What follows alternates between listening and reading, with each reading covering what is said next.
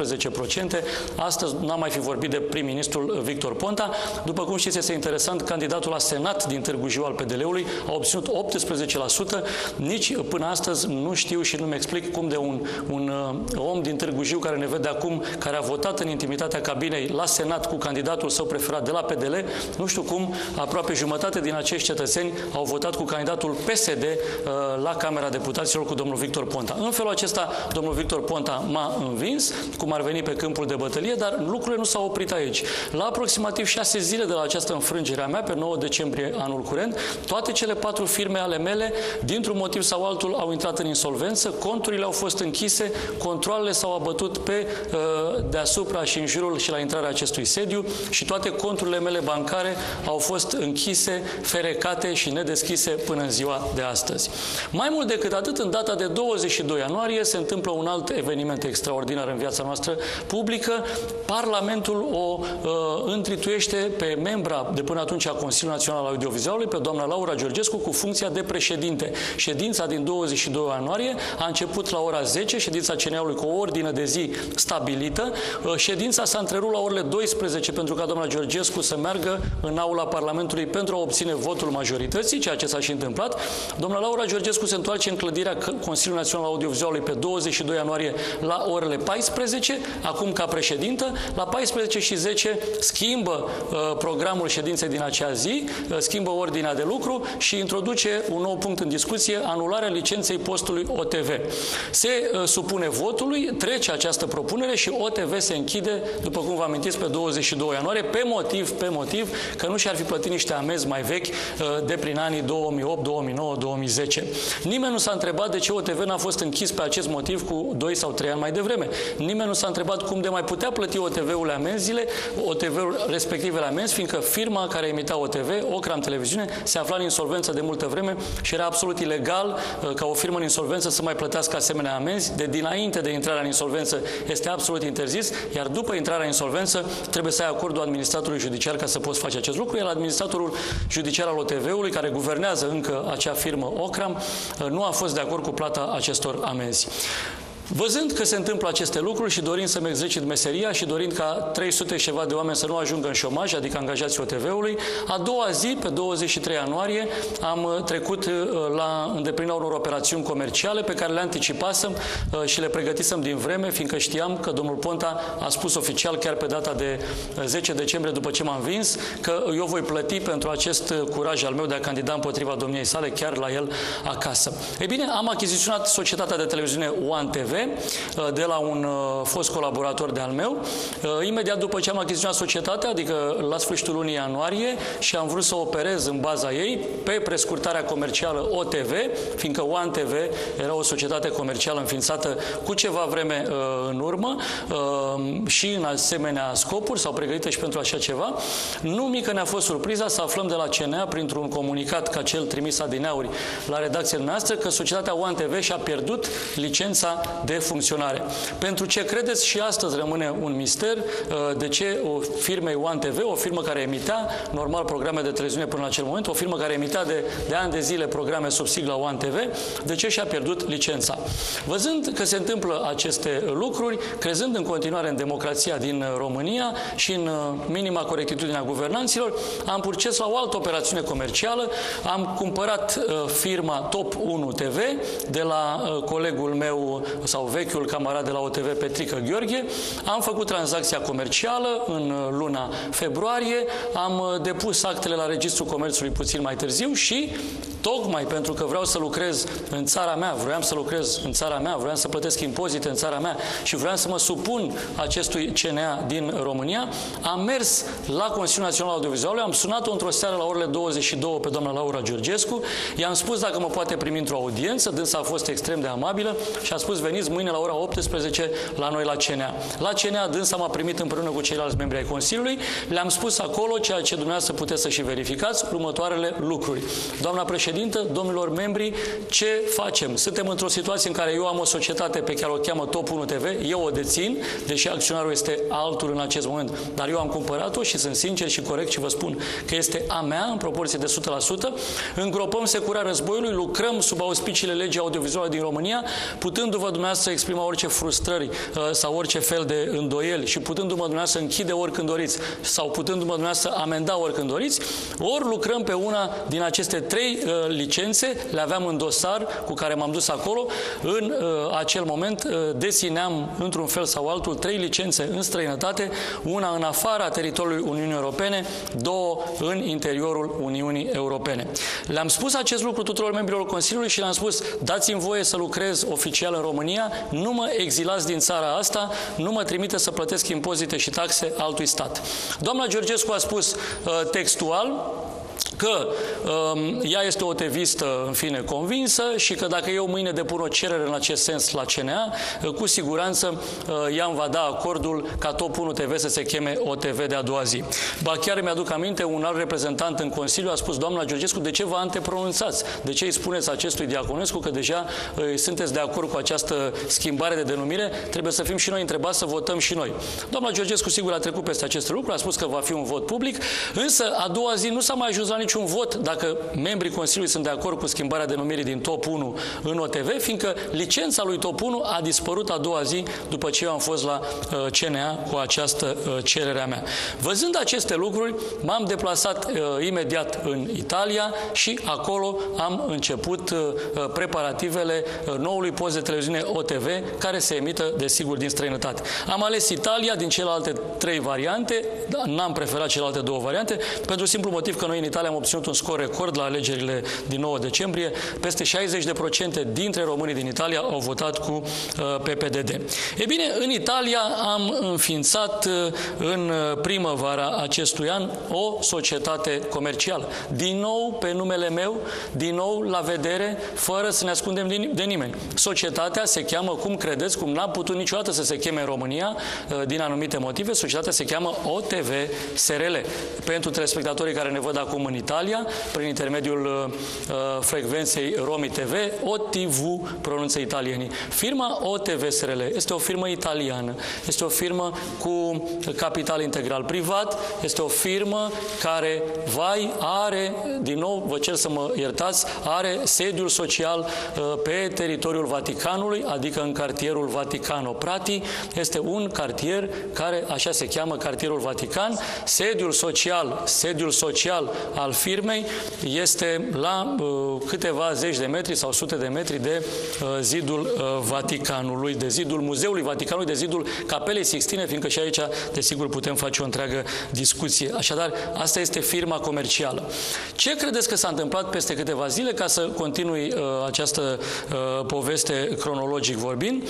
CNA din România, și v-aș ruga să o întrebați pe doamna președintă Laura Georgescu de ce a făcut acest gest, CNA-ul din România trimite pe o hârtie cu antet cu CNA România, adică o hârtie care reprezintă statul român, trimite o hârtie către statul italian și întreabă pe oficialii din Italia, de la Roma, dacă este adevărat că CNA-ul din Italia, între ghilimele, desigur, nu se cheamă chiar așa instituția din Italia, a dat vreunei firme din România, vreunei televiziuni din România, o licență de emisie. Evident, oficialii statului italian, deși nu s-a mai confruntat cu așa ceva în istoria lor a statului modern italian, nu s-a mai confruntat cu asemenea cerere din partea unui alt stat membru, statul italian a răspuns nu la această cerere. Probabil pe această hârtie s-a bazat doamna Laura Georgescu când a spus de repetate ori, prin intermediul dumneavoastră, că ea știe sigur că OTV nu are licență, iar dacă OTV cumva, ca să reproduc afirmația domniei sale, ar avea licență, ea și-ar da demisia. Eu aștept, ar trebui să fie ultimele momente ale doamnei Laura Georgescu în această funcție și aștept ca la capătul discursului meu domnia sa să își dea demisia.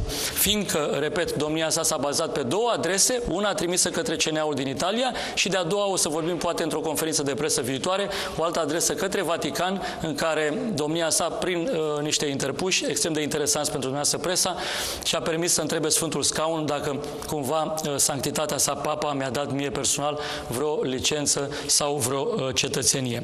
Mai trebuie să vă spun la acest capitol că eu am afirmat prin două mijloace media din 22 ianuarie până în prezent următoarele lucruri. Prin pagina de media.ro a domnului Petrișor Obaie am spus că am primit rezidență și că am o firmă într-un alt stat, am spus că am primit o licență de la un alt stat și am spus de asemenea prin intermediul domniei sale și prin intermediul postului B1 că sediul de emisie efectivă al noului OTV este la parterul și subsolul unui imobil, am spus eu, care aparține de Vatican, oficial vorbind. O să aveți o mare și uriașă surpriză când am să vă invit la inaugurarea oficială a acestui post de televiziune să vedeți exact locul de unde emitem de la Vatican și atunci aștept scuzele tuturor celor care au invocat altfel de lucruri. Așadar, eu niciodată nu am spus că Papa mi-a dat licență, ci am spus că state străine m-au primit cu căldură și mi-au dat licență foarte repede. Am spus de asemenea că statul italian mi-a dat o rezidență economică, mi-a dat șansa de a face o firmă și am spus de asemenea că locuiesc sau că emit sau că muncim într-o proprietate a Vaticanului. Vaticanul, reamintesc pentru domnul Ponta, care a avut câteva lacune pe această temă. Domnul Ponta, prin consilierii săi, a spus că Vatican este o republică, Vatican este o teocrație, este o monarhie electivă, are un statut special și nu poate da licențe și nici măcar cetățenii nimănui, dar nimănui de pe această planetă. Dar spuneam, asta o să fie subiectul unei alte întâlniri în care am să vă dau detalii despre felul în care Sfântul Scaun a fost dezinformat și o să vedeți de către cine din România și în ce scopuri și mai ales o să vedeți cum în gura sanctității sale, în gura Sfântului Scaun a fost pusă o propoziție la finalul comunicatului pe care Arhiepiscopia Catolică din București l-a cerut în mod oficial, pe care tot ea l-a primit și tot ea l-a remis presei. În fine, asta este și o dispută juridică dintre OTV și Arhiepiscopia Catolică din București. Spuneam însă, pentru a face o firmă în Italia trebuie să ai un codice fiscal, un IVA, cum spun italienii. La acest lucru m-am referit eu când am vorbit despre rezidență și despre felul extraordinar în care prietenii mei din Italia ne-au primit și ne-au ajutat și nu numai ei. Mulțumesc pe această cale așadar tuturor celor care ne-au ajutat în această întreprindere destul de complicată, fiindcă noi, după cum ați înțeles, din ce motive, ne luptăm oficial cu Guvernul României. Acum trecem la un alt moment important, după această toată cronologie a faptelor, în momentul în care OTV din 15 octombrie emite în 3 feluri, sau poate fi recepționat în 3 feluri. Online, în primul rând, pe www.televiziunea-poporului.ro, apoi prin intermediul unei societăți din Italia, pe numele ei Romi TV, pe frecvența 246 digital terestru și apoi, desigur, într-un final, asta când va fi nevoie pentru România, prin intermediul unui satelit. De asemenea, cu ocazia discuției legate de satelit, v-aș invita la o altă conferință de presă, fiindcă și acolo este o poveste întreagă, halucinantă, în care statul român este în prag de a fi adus într-un mare scandal internațional. Acum însă lucrurile se precepită și după ce DDTV a început să preia, începând cu 15 octombrie, emisia online a postului OTV, s-au năpustit aici peste noi, în acest loc, undeva dimineața de vreme, o întreagă echipă de anchetatori din partea CNA-ului.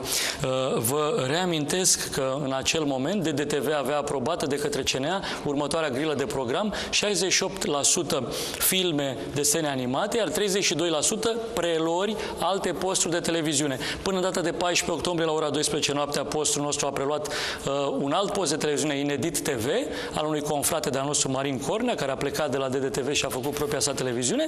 După data de 15, ne-am permis noi, cei care coordonăm postul de televiziune DDTV, să înlocuim postul Inedit TV cu postul online OTV. Nu este niciun fel de ilegalitate nici în ceea ce privește grila de program aprobată deja de CNA, nici în ceea ce privește celelalte aspecte, fiindcă orice post de televiziune care are o licență legală poate prelua orice alte televiziuni. Așa cum dumneavoastră ați făcut și bine ați făcut cu TV Pungești în ultima vreme, pe ecranele dumneavoastră ședeau frumos două sigle, sigla televiziunii dumneavoastră națională și sigla TV Pungești.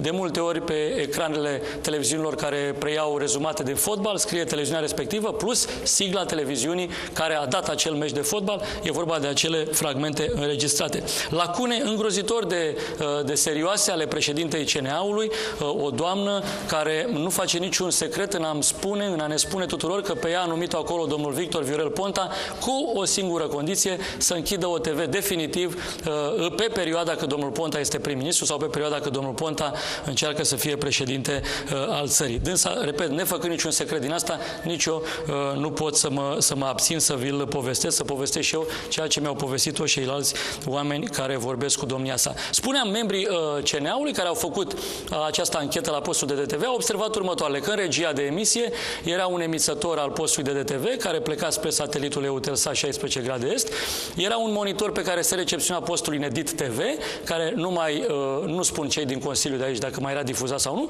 și pe un alt monitor se prelua emisiunea OTV la investigațiile făcute de membrii Comisiei de Anchetă. Scrie aici domnul Radu Teodorel, inspector CNA, spune că emisia era online, preluată, evident, legal de către OTV. Cum s-a transformat această hârtie internă pe care îmi permit să vă arăt a CNA-ului într-o decizie a membrilor CNA în care se spune că OTV e un post care emite ilegal și că DDTV trebuie să fie închis, dar ce zic eu că trebuie? A și fost închis. A fost suspendată emisia în baza faptului că DDTV prelua un post ilegal. Dar în adresa internă a CNA-ului se spune că OTV emitea legal online și că DDTV prelua legal o emisie online a altui post. Așadar, o hârtie internă din interiorul instituției CNA care, sigur, sper să-i inculpe penal pe membrii CNA-ului care au votat ieri pentru suspendarea postului DDTV. Astăzi DDTV nu mai există. A fost somat și operatorul de satelit care ridica DDTV-ul să întrerupă acest program, deși, repet, în baza internă de documente a CNA-ului există un alt adevăr, o altă realitate. Dar ce facem, fiindcă eu o mai las pe doamna Laura Georgescu un minut, cel mult două, să anuleze decizia de suspendare a licenței DDTV și să vedem din nou DDTV în casele românilor, fiindcă doamna Laura Georgescu și argumentează decizia de ieri de suspendare a OTV-ului nu pentru faptul că OTV ar emite online sau nu, ci pentru simplu motiv că OTV nu are licență. Se naște o întrebare. De unde știa dânsa că OTV nu are licență? M-a întrebat dânsa vreodată pe mine dacă aș avea licență sau nu? V-a întrebat pe dumneavoastră? A întrebat pe cineva?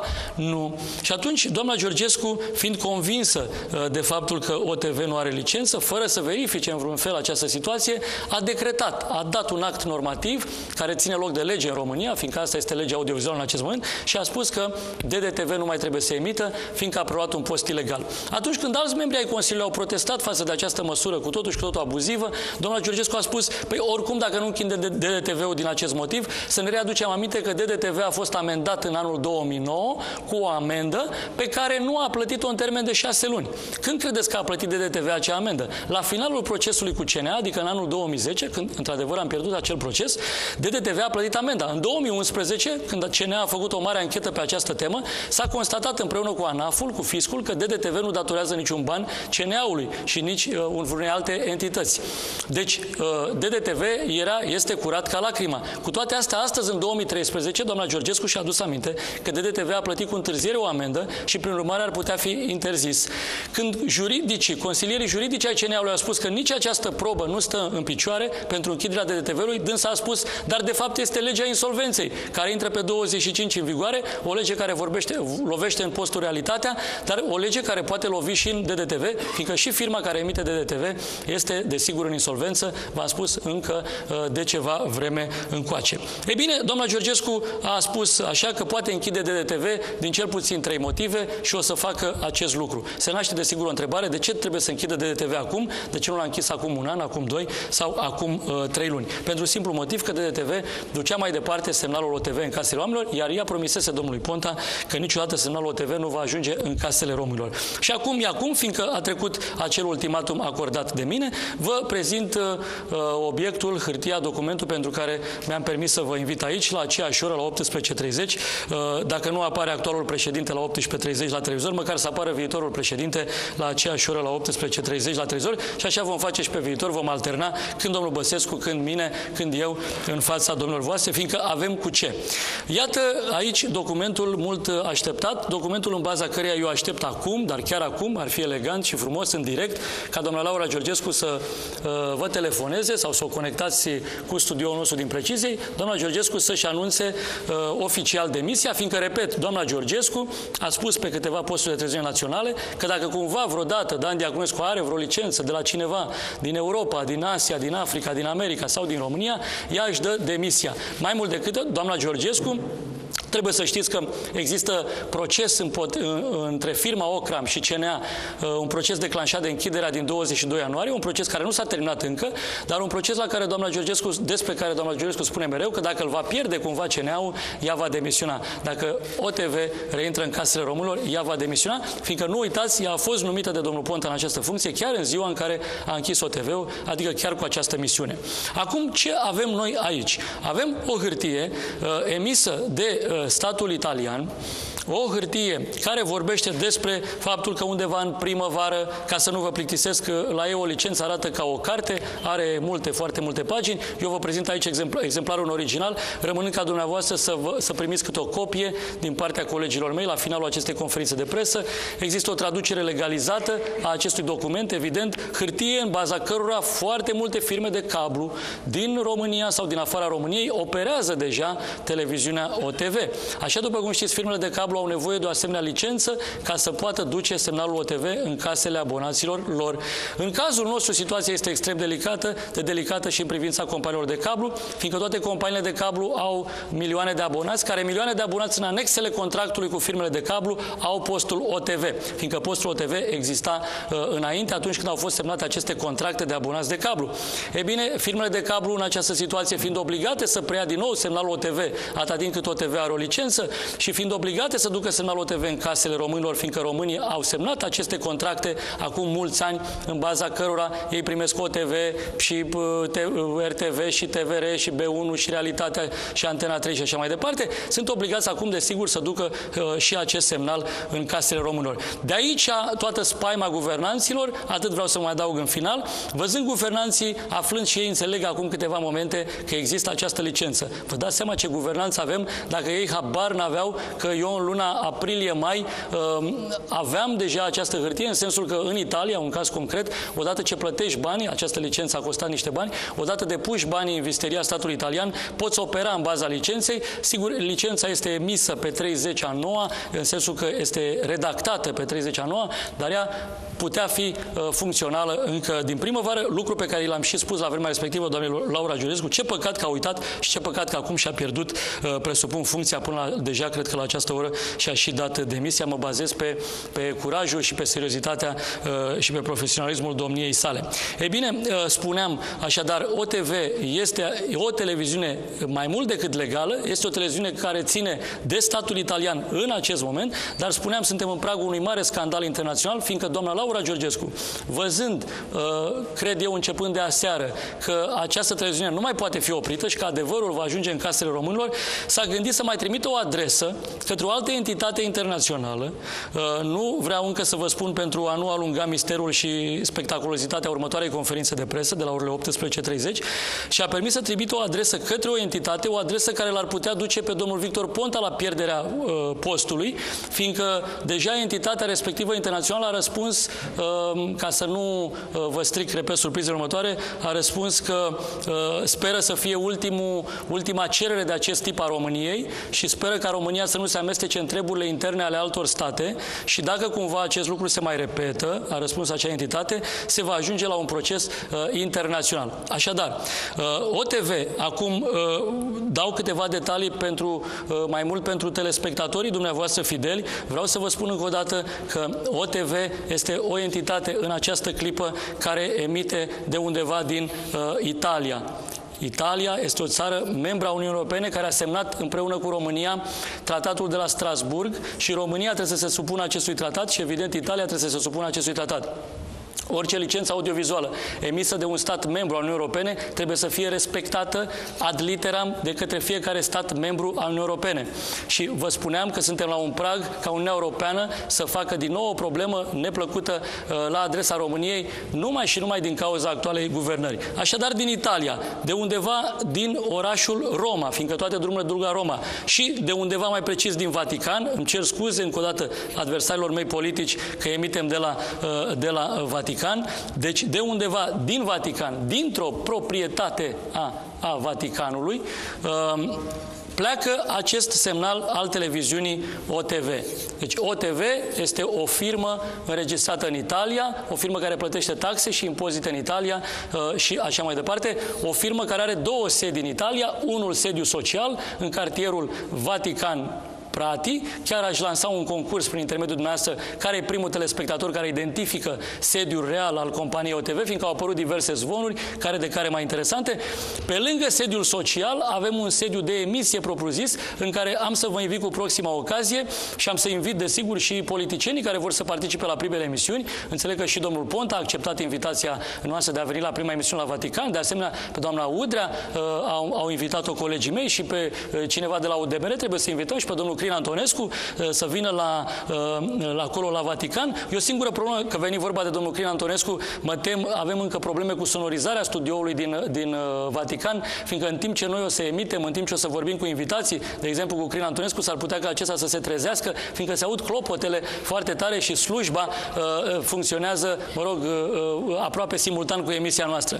Dar până o să rezolvăm aceste probleme tehnice, sunteți cu toții invitații mei la Roma, la Vatican, pe cheltuiala, transportul și cazarea noastră. Sper că nu o să vă supărați că ziariștii acreditați la OTV la Roma o să locuiască din nou într-o fostă biserică, acum transformată într-un hotel, îmi cer scuze, dar asta e situația. E o biserică din nou care ține de Vatican, e un hotel din nou care ține de Vatican, îmi cer scuze că o să fiți cu toții cazați la Vatican. Dar ceea ce era mai important, semnalul pleacă din Italia, așa cum legea italiană ne obligă, ajunge undeva în localitatea, dacă ați auzit, Milano. E foarte interesant aici că, de exemplu, Domul din Milano, pentru cei care nu știți, aparține de asemenea tot Vaticanului, deci există proprietăți ale Vaticanului și în alte orașe ale lumii. De la Milano, unde face o stație semnalul nostru, pleacă către ceea ce numiți Marea Britanie, mai precis Londra. Îmi cer scuze că semnalul nostru ajunge la Londra, am preferat acest lucru fiindcă știam într-un fel ce va face guvernul Ponta în momentul când se va vedea învins, nu-și va recunoaște înfrângerea și va apela la tot felul de tertipuri. Aici, la Londra, vorbim de o firmă cu care televiziunea noastră OTV are un contract, o firmă care la rândul ei lucrează cu satelitul Eutelsat. Ei bine, aici m-aș opri cu detaliile despre satelit și despre această firmă din Marea Britanie, fiindcă aștept să o întrebați pe doamna Georgescu dacă cunoaște cumva firma din Marea Britanie, dacă a vorbit cu cineva de la această firmă, dacă a vorbit cu cineva de la această entitate satelitară și să vă spună câteva detalii și apoi să, în cazul în care dânsa nu demisionează totuși în această seară, să cerem demisia pentru alte motive și alte fapte penale pe care le-a făcut. De aici, de la Eutelsat, încep problemele ciocoilor din România, fiindcă semnalul de la Eutelsat coboară și peste România. Mie îmi place România să o desenez mai mare și mai dodoloasă, să sper că se va uni vreodată cu Republica Moldova. Ăsta este și visul meu, deși e mai mică decât Italia, dar vreau să o desenez mai mare. Și aici este România și asta nu le place adversarilor noștri politici. În România semnalul Eutelsat este free, este gratis pentru toți românii care au antene parabolice și, desigur, pentru toate firmele de cablu care ne-au preluat sau care ne vor prelua deja. Am făcut aici această hartă pentru a vă explica mai departe că în România firma OTV Italia are un punct de lucru în Bulevardul Preciziei. Adică acum, unde vă aflați aici, sunteți pe teritoriul unei firme italiene, ca să zic așa, într-un punct de lucru deschis de firma italiană pe teritoriul României, așa cum multe firme străine își deschid încă, sper că mai au voie, puncte de lucru în România. Avem un punct de lucru similar în Chișinău și v-aș ruga să-l găsiți, să-l identificați, un punct de lucru în zona Madrid, adică în zona Spaniei. Ei bine, București, Chișinău, Madrid și Londra sunt pentru Vatican puncte de lucru. Vatican fiind punctul de unde emite OTV sediul central conform legii audiovizuale. Sper că acum misterul s-a epuizat. Semnalul pleacă așadar din Italia, de undeva din Roma, din Vatican, pleacă în principal către Londra, pleacă pe internet din Roma, pleacă pe satelit din Londra și este legat prin celebrul sistem encoder-decoder de punctele de lucru din din Madrid, din Precizie, din Chișinău sau din Londra. De altfel, colegii mei cred că vă și pot arăta acum legătura dintre noi și celebrul sediu din Roma, pe care poate o să-l vedeți doar prin interior, astfel încât așteptăm ca adversarii noștri să conteste în continuare tot ceea ce eu am afirmat. Cred că acum lucrurile sunt extrem de clare. OTV are o licență legală, OTV emite legal, DDTV emite și el legal și aștept ca doamna Georgescu să-și dea demisia, aștept ca doamna Georgescu să repună DDTV în drepturi înainte cu un minut de a-și da demisia, aștept ca doamna Georgescu să-i roage pe cabliști, așa cum a făcut-o în ianuarie când i-a rugat să nu mai preia semnalul OTV, să-i roage acum să preia semnalul OTV și aștept ca lucrurile să intre în normal în sfârșit în țara noastră. Eu vă mulțumesc mult. Acum, dacă dumneavoastră aveți ceva întrebări sau nelămuriri. Veți primi așadar câte o copie, inclusiv după procesul verbal făcut de comisarii staliniști ai CNA-ului, dar și după celelalte documente invocate. Domnule Diaconescu, aș vrea să vă întreb eu ceva. Spuneați că aveți un punct de lucru aici în România. Asta înseamnă că aveți dreptul să emiteți de aici, să înregistrați emisiuni? Pentru că adineauri doamna Georgescu spunea că emisiunile, de fapt, pe care le vedem noi pe OTV pe internet, sunt înregistrate la București. O parte din emisiuni sunt evident înregistrate la București, o parte la Madrid, o parte la Londra, o parte la Chișinău. Doamna Georgescu mai are un pas, dacă o lăsăm în funcție în continuare, și va interzice și emisiunile corespondentului CNN de la București sau va interzice emisiunile Discovery realizate în București. Vă reamintesc că statutul televiziunii OTV este acesta și vă reamintesc că frica ciocoilor este următoarea. În 3-4 luni de zile de acum încolo, așa cum am motivizat toată țara și trebuie să o recunoașteți că acum toți faceți emisiuni cu Elodia sau toți ați preluat subiectele OTV-ului și foarte bine ați făcut, e clar că în 3-4 luni de zile pe strada mea din Vatican nu o să mai fie loc de televiziuni românești, fiindcă e clar că toate televiziunile din România se vor înmatricula, nu știu dacă neapărat în Italia, Italia am ales-o eu, în fine, bunica mea s-a născut în Italia, mama tatălui meu, am ales și această țară și din acest motiv, dar vă puteți înregistra foarte bine în Spania, în Marea Britanie, mai ales vă recomand cu multă căldură, dacă vreți în Uniunea Europeană, dacă nu vă puteți înregistra oriunde în lumea asta, sunt 150 de entități care acordă licențe pe planetă. E important că, așa cum românii de rând au descoperit că e mai bine să-ți înmatriculezi mașina în Bulgaria, așa se va întâmpla și cu televiziunile românești. E adevărat că ciocoii din România opresc mașinile cu număr bulgăresc în trafic și încearcă să facă necazuri acelor români, dar dreptatea este a celor români, fiindcă taxele în Bulgaria sunt mai mici, impozitele, facilitățile sunt mai mari. Așa stau lucrurile și în Italia, unde, repet,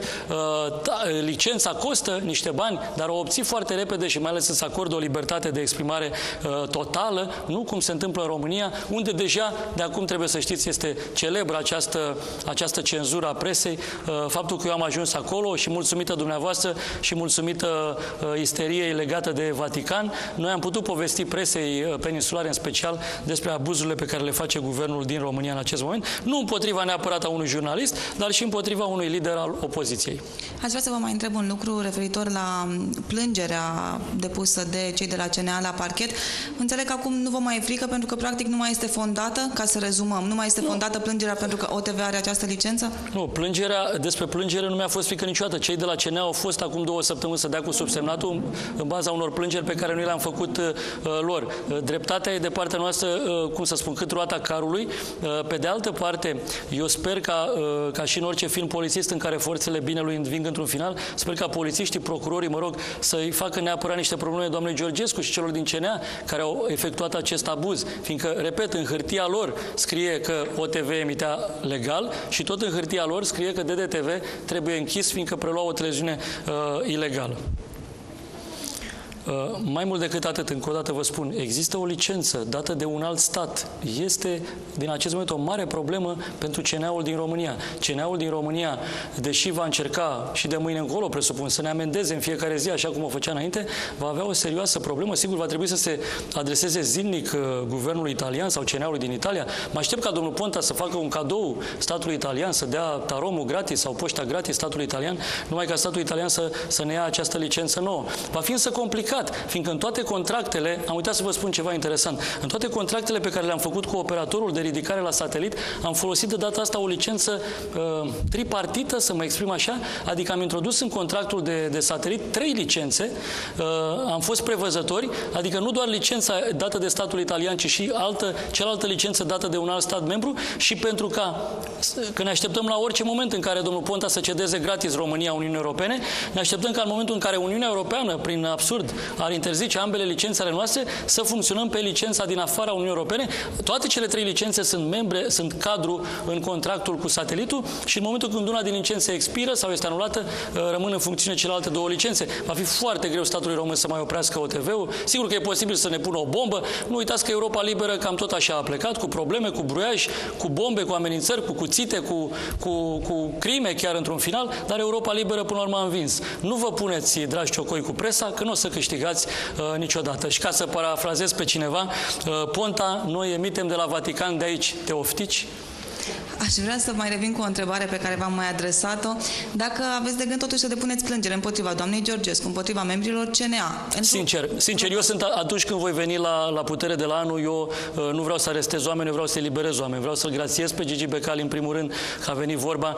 Nu vreau să arestez pe nimeni și nu vreau ca nimeni să ajungă în pușcărie. Eu aș vrea doar ca doamna Georgescu să demisioneze. Dânsa a spus acest lucru, n-am rugat-o noi, dânsa s-a oferit să demisioneze, dânsa cred că e foarte bună.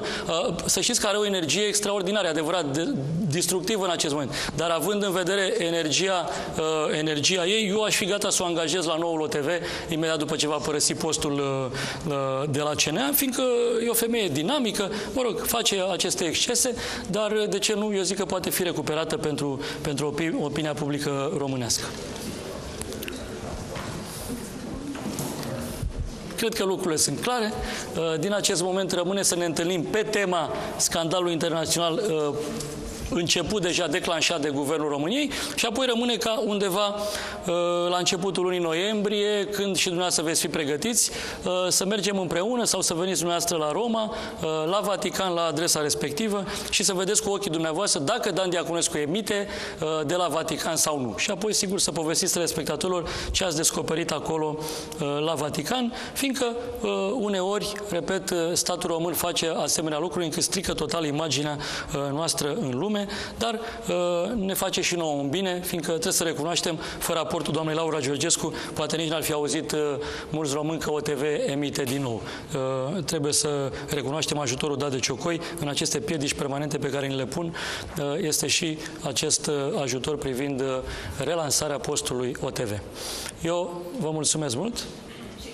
Da. Nu, au spus că nu ați trimis, nu au nicio solicitare cu privire la retransmisia OTV și cu privire la această nouă licență.